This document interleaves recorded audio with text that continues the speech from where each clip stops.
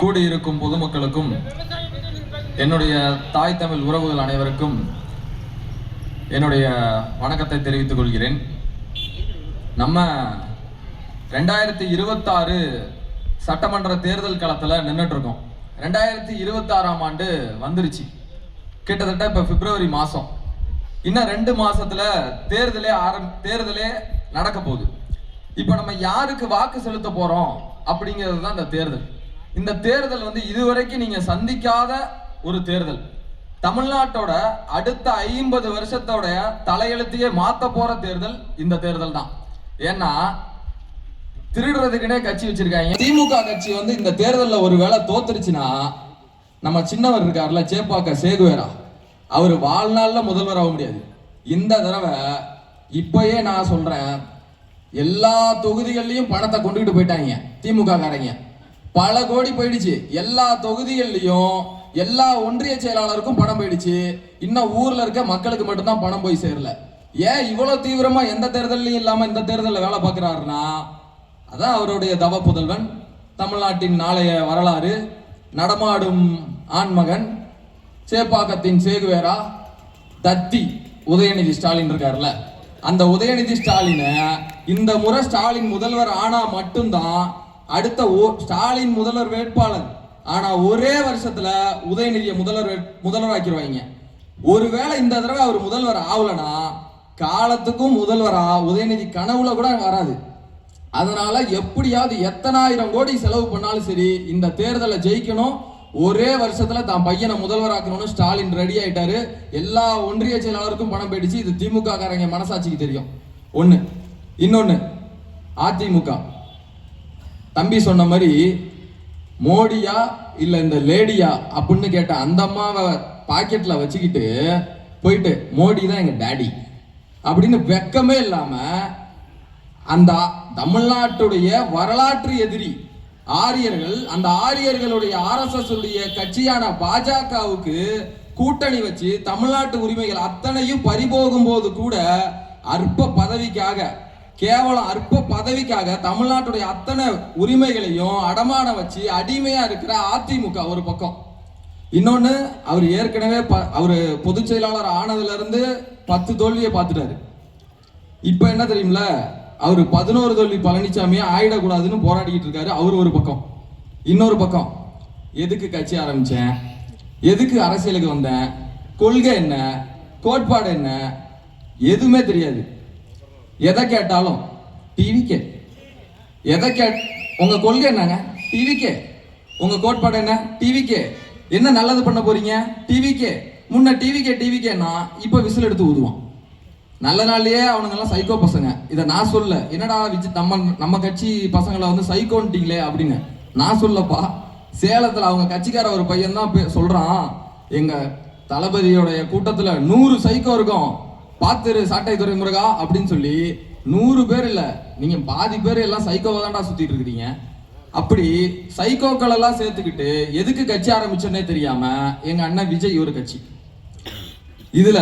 இது எல்லாத்துக்கும் மாற்றா 2009 கிட்டத்தட்ட நம்ம மக்களுக்கு என்ன பிரச்சனைனா, இங்க என்ன நடக்குதுன்னே நம்ம மக்களுக்கு தெரியாது. ஈழ கோரிக்கை என்னன்னு தெரியாது, தமிழீழம் என்னன்னு தெரியாது, 1.5 லட்சம் தமிழர்கள் கொல்லப்பட்டாங்கன்றதே என் மக்களுக்கு தெரியாது. கிட்டத்தட்ட 40,000 என் அக்கா தங்கச்சி கற்பழிக்கப்பட்டாங்கன்றது தெரியாது. தடை செய்யப்பட்ட குண்டுகளை கொண்டு நம்ம பச்சிளம் குழந்தைகளை கொன்னு குமிச்சாங்கன்னு தெரியாது. அதை நடத்துறது இந்த காங்கிரஸ் கட்சி, இந்த இந்தியா அரசாங்கம் தான்றதும் தெரியாது. அதுக்கு 2009 அற்ப பதவிக்காக இந்த தமிழினத்துக்கே மிகப்பெரிய துரோகம் செஞ்சது இந்த கருணாநிதி தான் தெரியாது. அதெல்லாம் என் மக்களுக்கு தெரிஞ்சிருந்ததுன்னா கருணாநிதியை ஓட விட்டு செருப்பால் அடிச்சிருப்பாங்க அந்த ஆள் வாழ்ற காலத்திலேயே. ஆனா அதெல்லாம் தெரியாதனால, இன்னும் இதெல்லாம் நமக்கு தெரியாதனால தான் அவன் என்ன பண்ணிட்டு இருக்கான், பொங்கல் வந்தா எல்லா வருஷமும் பொங்கலுக்கு காசு தர்றதில்ல, இந்த வருஷம் 3000 ரூபாய் கொடுத்துருவாரு. அதை விட கொடுமை, லேப்டாப் தராங்க. எல்லாரும் லேப்டாப் யாருக்கு தருவோம், 11வது 12வது முடிச்சுட்டு கல்லூரி போற பசங்களுக்கு லேப்டாப் கொடுத்து தம்பி படிச்சுக்க தெரிஞ்சுக்க, கம்ப்யூட்டர் கிளாஸ் கூட எல்லாம் அப்பதான் போவோம். ஆனா இவங்க மட்டும் லேப்டாப்பை யாருக்கு தருவாங்கன்னா ஃபைனல் இயர் படிக்கிற பசங்களுக்கு தான் தருவாங்க.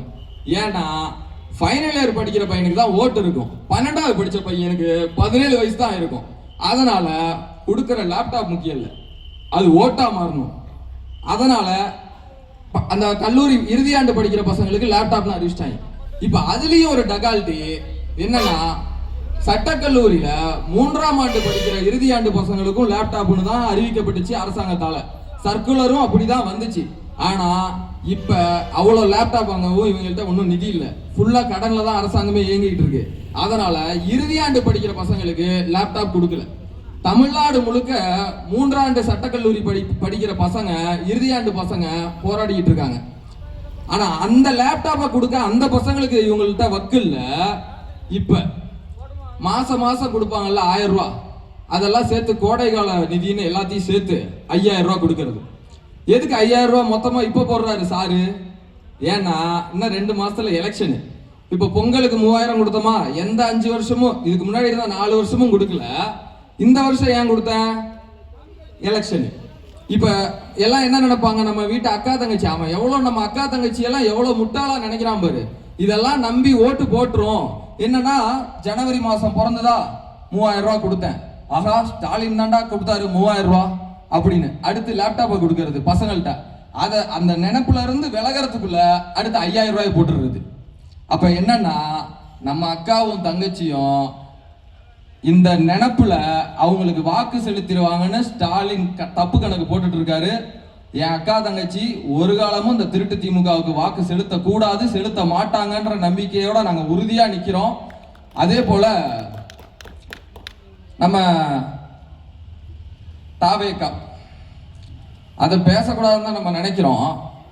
எப்பொழுதுமே திமுக மேல நமக்கு இருக்கிறது வன்மம், தாவேக்கா மேல இருக்கிறது வருத்தம். நம்ம வீட்டு பைய ஒழுங்கா இல்ல, குடிச்சிட்டு ஊதாரியா சுத்துறான், போய் தியேட்டர்ல பாலாபிஷேகம் மடத்தாம பாலாபிஷேகம் பண்ணிக்கிட்டு இருக்கான், பொம்பளை பிள்ளைய பிடிச்சி கெடுத்துட்டு இருக்கான், திருடிக்கிட்டு இருக்கான் அடுத்த வீட்டுல அப்படின்னா என்ன பண்ணுவோம்? ஃபர்ஸ்ட் என்ன சொல்லுவோம்? அறிவுரை வழங்குவோம். அறிவுரையை கேட்கலன்னா திட்டுவோம். அதுக்கப்புறம் 2 அடி வெளுன்னு வெளுப்போம். அப்படின்னா தான் புள்ள ஒழுங்கா வளரும். அது மாதிரிதான் இப்ப நம்ம தாவேக்காவை பேசுறதுங்கிறது தாவேக்கா மேல வன்மம் இல்லை, நம்ம வீட்டு பசங்கடா நீங்க, என் அண்ணன் தம்பி தான் அதுல இருக்கிறீங்க, உங்க மேல வருத்தம். ஃபர்ஸ்ட் அறிவுரை வழங்கணும், கேட்கல, இப்ப அதனால திட்டுறோம். அதையாவது கேட்டாவது உனக்கு அறிவு வளருமா அப்படிங்கிற ஒரு ஆதங்கத்துல தான் திட்டுறோம். அதை உடனே இவர் திமுக கிட்ட காசு வாங்கிட்டாரு சீமான். என்ன ஆதாரம்? என்ன ஆதாரமே கிடையாது. அவன் வாழ்க்கை ஃபுல்லா பொய் சொல்லியே பழகின பசங்க.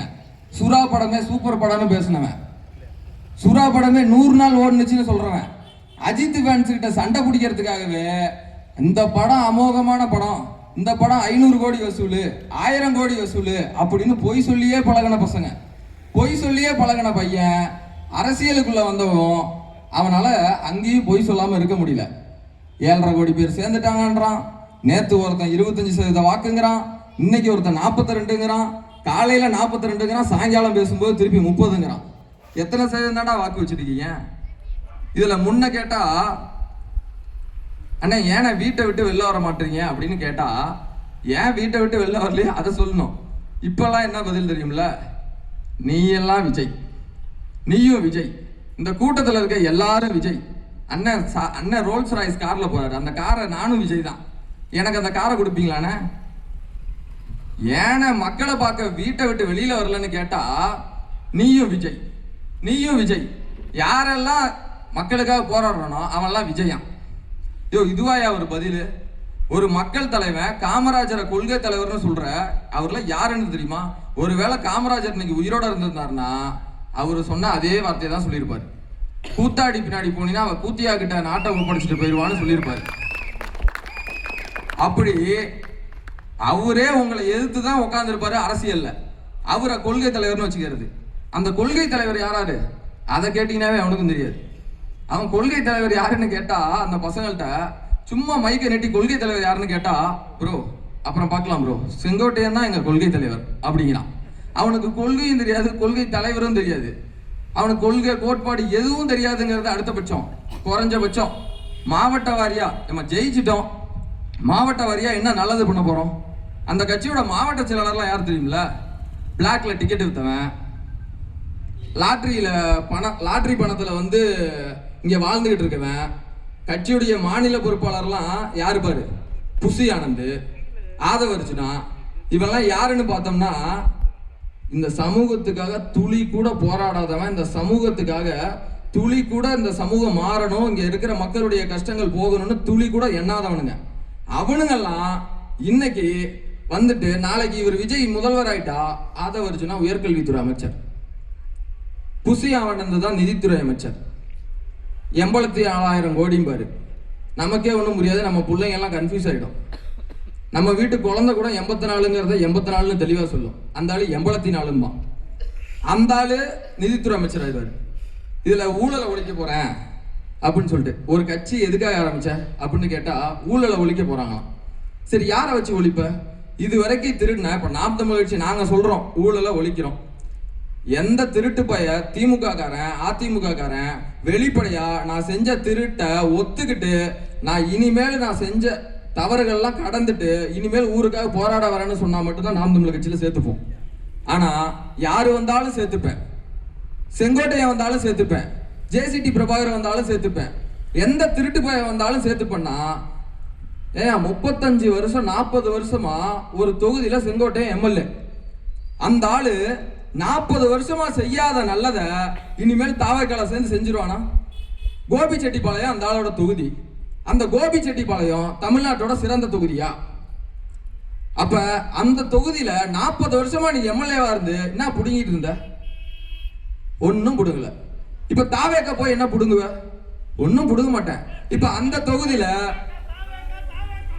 சூப்பர்ண்ணா, இந்த இதான் சொன்னோம்ல, டிவிக்கேன்னு கத்துவாங்க, தாவேக்கான்னு கத்துவாங்க, ஒரு காலமும் திருத்த முடியாது.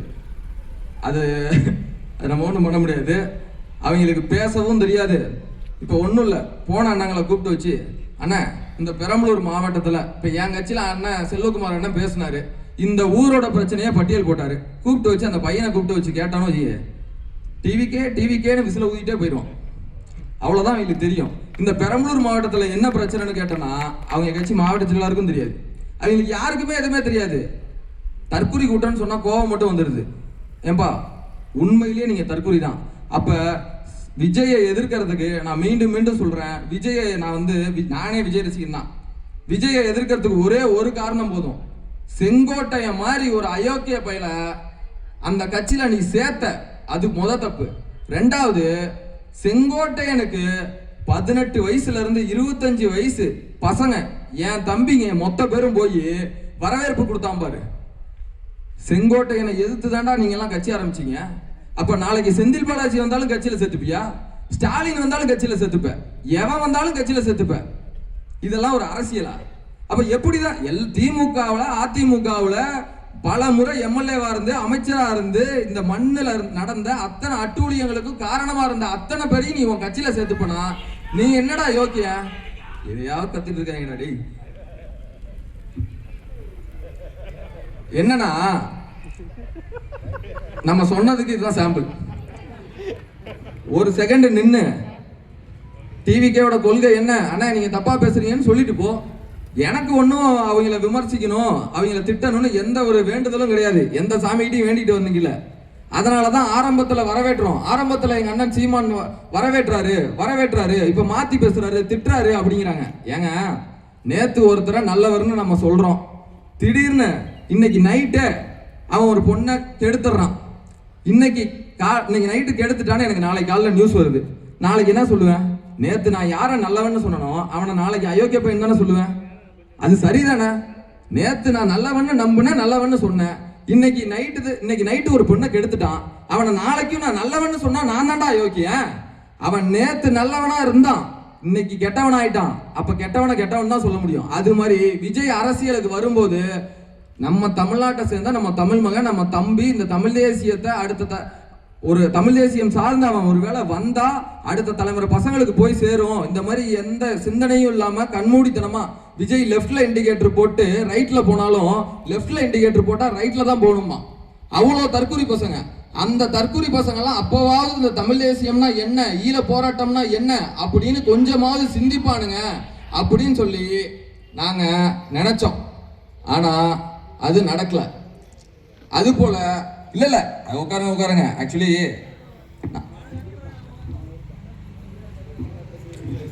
என்னன்னா, அதை விடுங்க விடுங்க விடுங்க. அந்த பசங்களுக்கு தெரிஞ்சது அவ்வளவுதான். ஒன்னே ஒண்ணுதான் கேட்கிறேன். 1.5 லட்சம் தமிழர்கள் கொல்லப்பட்டாங்க, இனப்படுகொலை நடந்துச்சு. அந்த காங்கிரஸ் கட்சி கூட விஜய் பேச்சுவார்த்தை நடத்திட்டு இருக்காரா இல்லையா?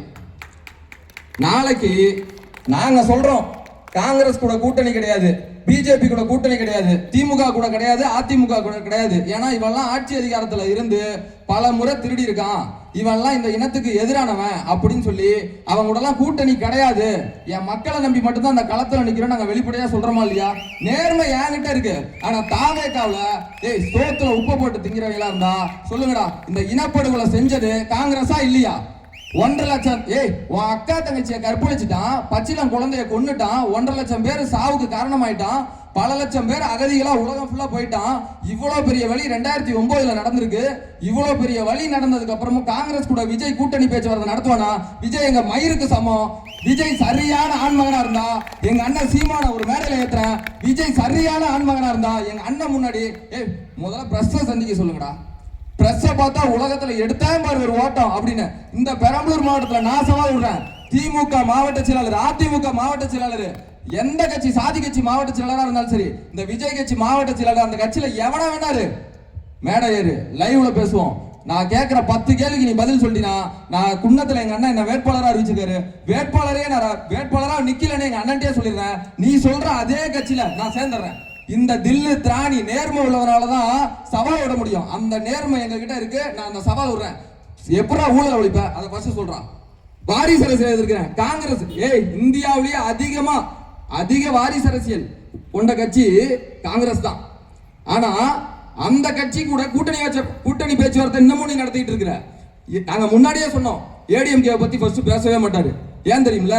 ஏடிஎம்கே கூட்டணிக்கு வந்ததுன்னா சேர்த்துப்பாரு. யோக்கியன் எப்பயுமே யோக்கியனா இருக்கணும். இப்ப அவர் ஊழல் சக்தி. ஏன்னா ஏடிஎம்கே வரல, ஏடிஎம்கேவும் தாவேக்காவும் தனியா பிரிஞ்சிருச்சு. அதனால இப்ப பேசுவோம்.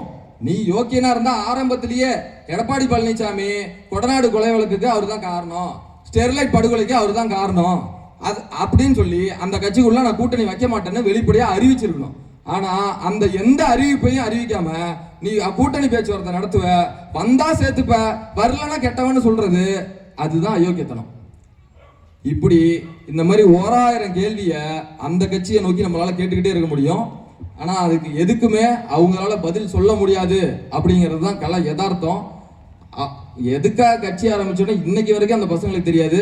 சொல்ல போனா இந்த இடத்துல அவங்க பேச வேணாம்னு தான் நினைச்சேன். ஏன்னா எங்க கட்சியில யாருமே அவங்கள பத்தி பேச வேண்டியதில்லை.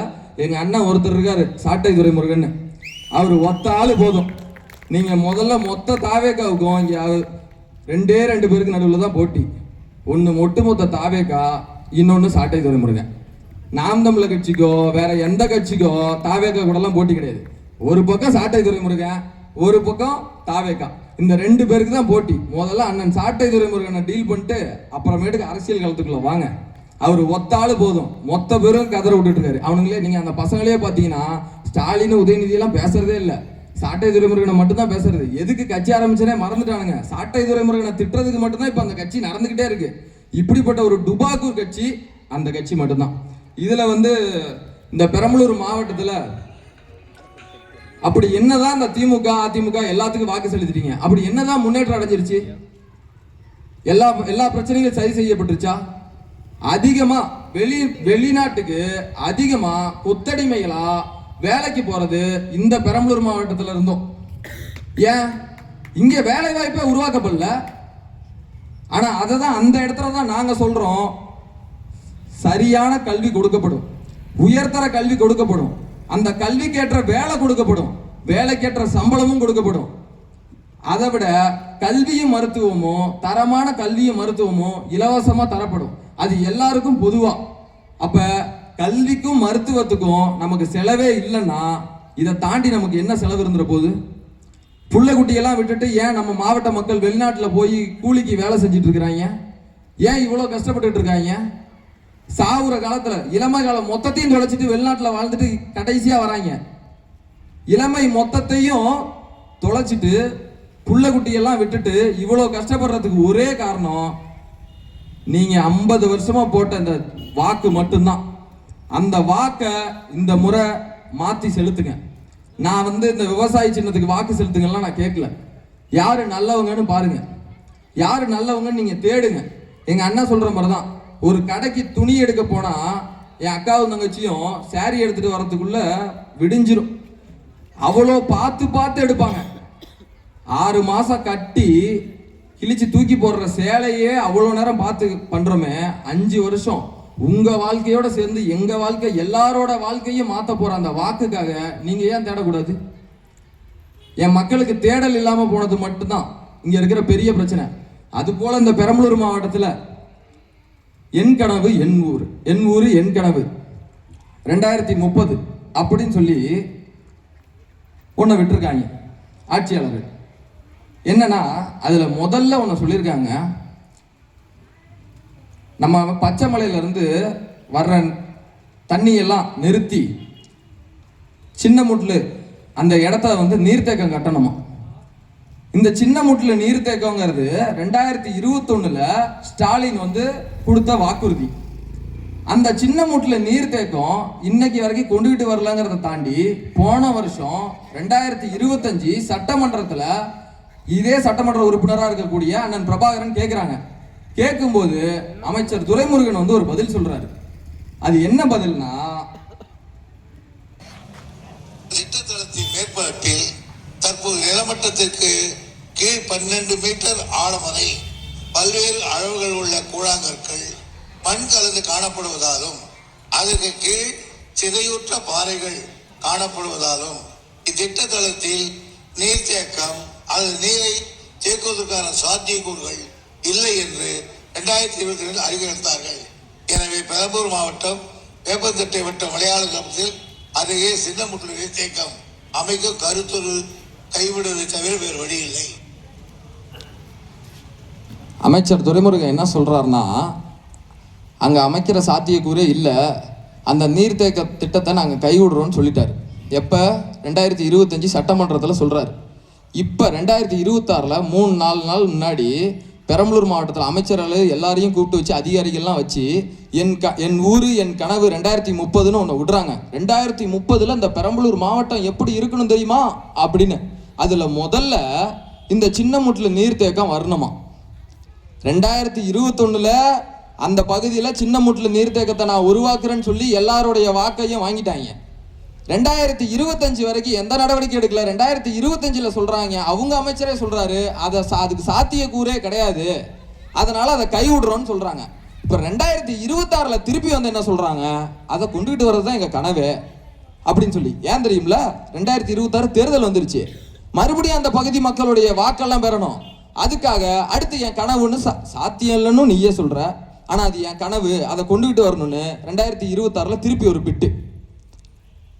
சரியாந்திர ஃப்ராடும்பாங்கல்ல, கேடுகட்ட ஃப்ராடும்பாங்கல்ல, அது இந்த வேலை தான். அதுபோல் கொற்றை மருதியாறு நீர்த்தேக்கத்தை அதில் லிஸ்ட்டு போடுறாங்க.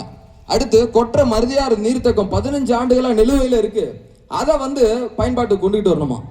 ஏங்க 149 கோடி செலவு பண்ணிட்டாங்க ஒரு டேமுக்கு, நீர்த்தேக்கத்துக்கு செலவு பண்ணி 10 வருஷத்துக்கு மேலே ஆச்சு, இன்னும் பயன்பாட்டுக்கு வரல. இவங்களுக்கு 2030 கனவாம் அதை கொண்டுகிட்டு வரணும்னு. அதுக்கு இன்னும் 4 வருஷம் நாங்களாம் பொழப்பெடுத்து போயிருக்கணும். ஏன்னா அதை பார்த்துட்டு அந்த கொற்றையில் இருக்கவங்களாம் வாக்கு செலுத்திடுவாங்கல்ல. அதுபோல் நம்ம பாடாலூர், திருமாந்துறையிலேருந்து பாடாலூருக்கு இதுக்கு நடுவில் நிறைய ஆக்சிடென்ட் நடக்குதான். ஆக்சிடென்ட் நிறைய நடக்கிறதுனால அங்கே வந்து ஒரு அவசர ஹாஸ்பிட்டல் எல்லாம் கொண்டு வரணும் அப்படின்னு. அது 2030 கனவாம். ஐயா இன்னைக்கு ஆக்சிடென்ட் நடந்துகிட்டு இருக்கு, தினம் தானே செத்துக்கிட்டு இருக்கான், அடுத்த மாதம் கொண்டு வாங்க ஹாஸ்பிட்டலில். அது என்ன 2030 கனவு? அதுபோல் நம்ம பெரம்பலூர் மாவட்டத்தில் உள்ள ஏரி குளங்கள்லாம் சீரமைக்கணும், வரத்து வாய்க்கால்கள்லாம் சரி பண்ணணும். அவன் விவசாயம் பண்ணி செத்துக்கிட்டு இருக்கான், நாட்டில் விவசாயம் பண்ணால் சாவ வேண்டிதான், அந்த சூழலில் ஆட்சி நடந்துட்டு இருக்கு. வரத்து வாய்க்கால்கள் அந்த தண்ணீரை வச்சு தான் விவசாயம் செழிப்படையும், அதை உடனடியாக நீ சரி செய்வியா? 2030 உன் கனவுன்னா அப்போ 2026 அதெல்லாம் நீ செய்ய மாட்ட, அதுதான் சொல்ல வர. இப்படி இதில் ஜவுளி பூங்கா கொண்டு வரணும், ஏற்கனவே கொண்டுகிட்டு வந்தது என்னாச்சு? அது போல் பெரம்பலூர் மாவட்டத்தில் 6,52,100 மக்கள் வாழ்கிறாங்க, அதனால் இங்கே வந்து ஒரு மெடிக்கல் காலேஜ் கொண்டு வரணும் அப்படின்னு. 2009 ஒதியத்துல கொண்டு வந்த மெடிக்கல் காலேஜ் என்னாச்சு ஏன் வரலன்னா, பெரம்பலூர்ல தனலட்சுமி ஸ்ரீனிவாசன் ஒரு ஐயா இருக்காரு. அந்த ஐயாவுக்கு 2 மெடிக்கல் காலேஜை கொடுத்துட்டாங்க. ஒரே மாவட்டத்தில் 2 மெடிக்கல் காலேஜ். அவர் திமுக காரரு. அவருக்கு 2 மெடிக்கல் காலேஜை கொடுத்ததுனால கவர்மெண்ட் மெடிக்கல் காலேஜையே கொண்டு வரல இந்த திமுக காரங்க.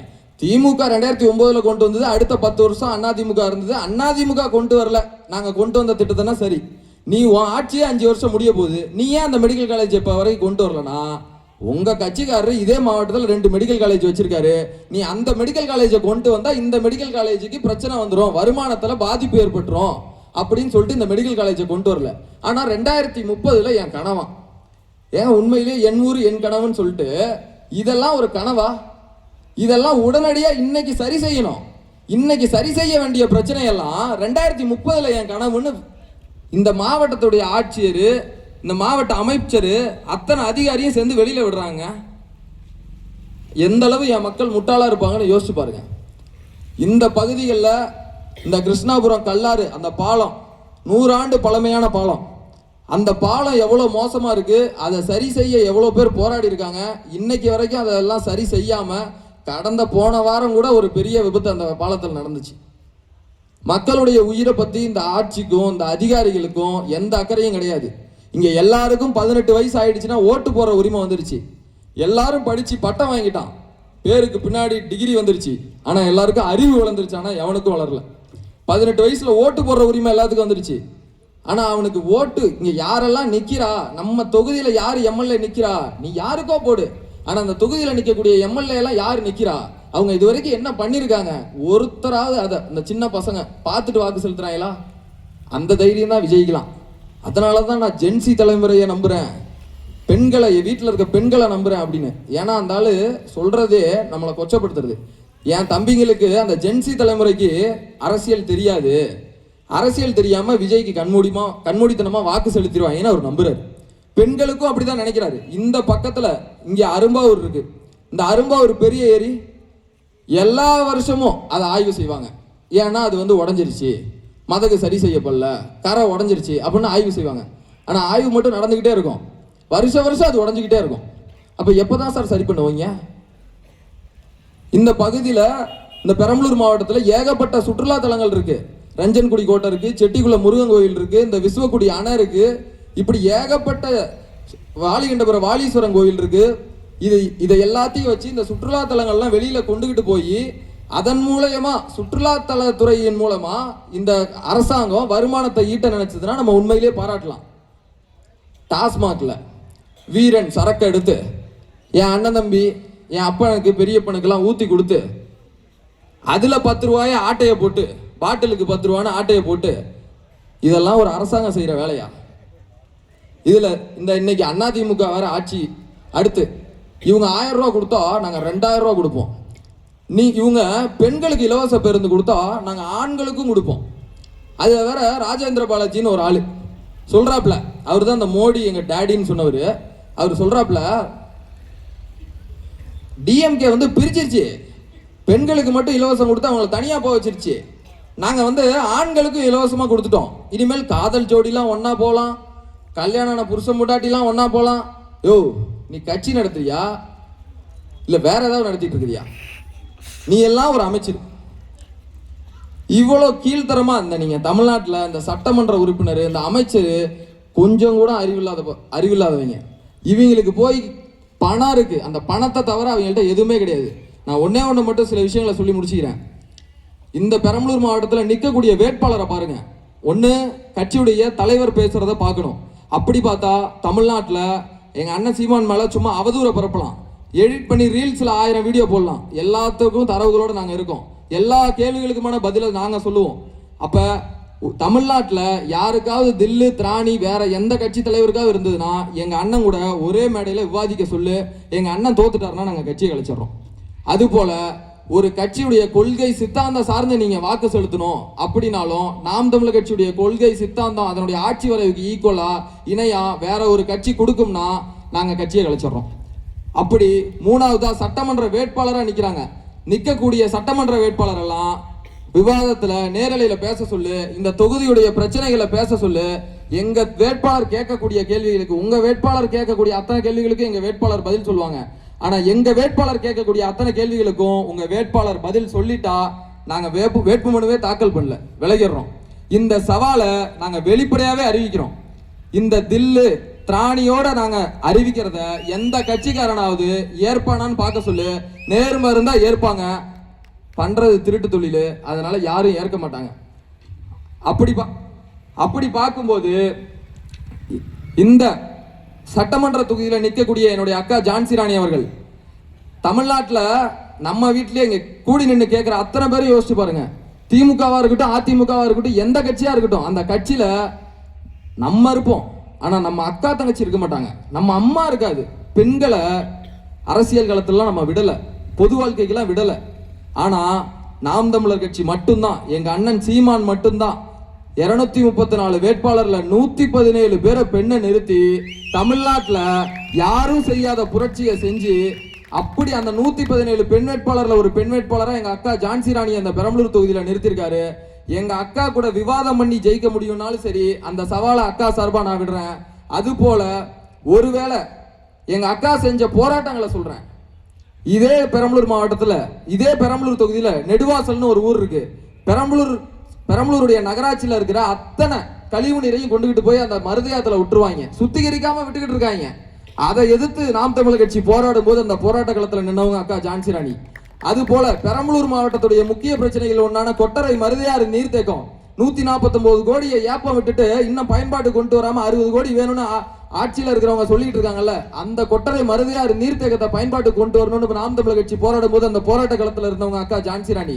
அது போல தமிழ்நாடுன்னு பஸ், தமிழ்நாடுன்னு ஸ்டிக்கர் ஓட்ட பக்கத்து அந்த திமுக ஆட்சியை எதிர்த்து நாம் தமிழ் கட்சி போராடும் போது அந்த தமிழ்நாடுன்னு ஸ்டிக்கரை ஒட்டி போராடி கைதானவங்க அக்கா ஜான்சி ராணி.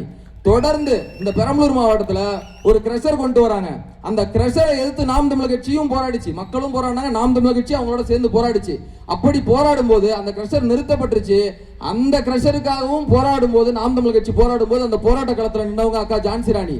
இப்படி பெரம்பலூர் மாவட்டத்துல கல்குவாரிக்கு எதிராக, டேமுக்காக, இயற்கை வளங்கள் பாதுகாப்புக்காக, காவிரி பிரச்சனையா இருக்கட்டும், ஜிஎஸ்டிக்கு எதிரான போராட்டமா இருக்கட்டும், தொடர்ச்சியான மக்களுக்கான போராட்ட களத்துல இந்த மாவட்ட பிரச்சனையா இருக்கட்டும், இந்த மாநில பிரச்சனையா இருக்கட்டும், அத்தனை போராட்ட களத்திலையும் நின்ன ஒரு வேட்பாளர் எங்க அக்கா ஜான்சி ராணி.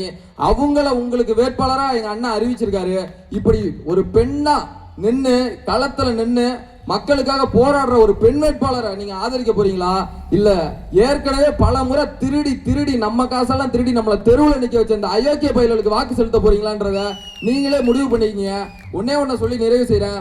நீங்க 1000 விமர்சனம் எங்க மேல வைக்கலாம், என்ன வேணா, எல்லாருக்கும் அந்த உரிமை உண்டு. பிப்ரவரி 21 திருச்சியில மாற்றத்தை விரும்பும் மக்களின் மாநாடு. ஒரு மாநாடு எப்படி நடக்கணும், எவ்வளவு ஒழுக்கமா இருக்கணும், 2000 ஆண்டு பழமையான சோழர்களின் வீரத்தை கொண்ட இந்த இனம் கிட்டத்தட்ட உலகத்தின் மூத்த இனம், மூத்த மொழி, இது எல்லா பெருமைகளையும் கொண்ட இனம். அற்ப 500க்கும் 1000க்கும் ஓட்ட வெத்துக்கிட்டு இருக்கும்போது இந்த இனம் குறிப்பா 2009 இந்த இந்திய அரசோட, இந்த திராவிட கட்சிகளோட சூழ்ச்சியோட சிங்கள ராஜபக்சே 2009 1.5 லட்சம் தமிழர்கள் அத்தனை பேரையும் கொன்னு குமிச்சுட்டு அவன் கொக்கரிச்சான். என்னன்னா, புலிக்கொடியை அழிச்சிட்டேன், புலிக்கொடியை கீழே இறக்கிட்டேன், தமிழினத்தை அழிச்சு முடிச்சுட்டேன்னு அவன் கொக்கரிச்சப்ப அதே 2009 இயக்க ஆரம்பிச்சு 2010 மே 18 எங்க அண்ணன் சொன்னாரு மதுரை மாநாட்டுல, நீ எந்த புலிக்கொடியை கீழே இறக்குனன்னு சொன்னியோ அந்த புலிக்கொடியை நான் ஏத்திட்டேன் தமிழ்நாட்டுல அப்படின்னு சொல்லி கட்சி ஆரம்பிச்சாரு. இன்னைக்கு பல பேர் சொல்றான் என்னன்னா புலிக்கொடி அவ்வளவுதான், அந்த கட்சி அவ்வளவுதான் அப்படின்ட்டு. மானமும் கடைசி மான தமிழன் உயிர் உள்ளவர புலிக்கொடி கீழே இறங்காது. அது சோழர்கள் பிடிச்ச கொடி, எங்க தலைவர் பிரபாகரன் பிடிச்ச கொடி. இன்னைக்கு நாம் தமிழர் கட்சி நாங்க பிடிச்சி நிக்கிறோம். 2026 பிப்ரவரி 21 திருச்சி ஆலம்பட்டி புதூர்ல எங்க அண்ணன் ஏத்துறாரு புலிக்கொடிய. இன்னும் எத்தனை 1000 வருஷம் ஆனாலும் சரி, பணத்தை தூக்கி போட்டுட்டு மானமும் வீரமும் அறிவும் முக்கியம் நினைக்கிற ஒரு மான தமிழ் அந்த மண்ணுல இருக்கிற வரைக்கும் அந்த புலிக்கொடி தான் பறக்கும். இந்த இனத்தோட புலிக்கொடியை அழிக்க எந்த கொம்பனாலையும் முடியாது. அன்னைக்கு கூடுகிற கூட்டம் இந்திய அரசாங்கத்துக்கு இல்ல, இந்த திராவிட கட்சிகளுக்கு இல்ல, உலக நாடுகளுக்கும் இந்த சிங்கள அரசாங்கத்துல இருந்து அத்தனை பேருக்கும் நாங்க அறிவிக்கிறோம். ஒரு காலமும் புலிக்கொடி வீழாது. நன்றி, வணக்கம். நாம் தமிழர். அடுத்ததாக